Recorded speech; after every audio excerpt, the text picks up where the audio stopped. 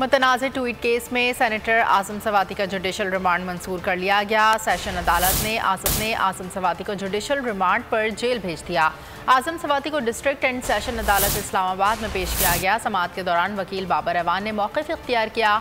आज़म सवाती के मज़ीद जिस्मानी रिमांड की इस्तदा मुस्तरद की जाए। FIA ने मज़ीद 3 दिन जिस्मानी रिमांड की इस्तदा की थी। और अगर आपको हमारी ये वीडियो पसंद आई है तो लाइक पर क्लिक कीजिए।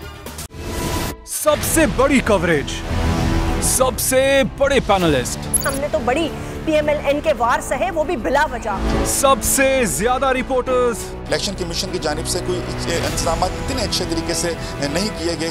बोल की रिवायत, सबसे पहला नतीजा। अहम खबर है बहावल नगर भी कप्तान का, PTI कामयाब, मुकम्मल गैर हतमी गैर सरकारी नतीजा सिर्फ बोल न्यूज पर। लम्हा बा लम्हा इलेक्शन की खबर सिर्फ बोल पर। सब्सक्राइब करें और बेल दबाएं ताकि कोई खबर रह न जाए।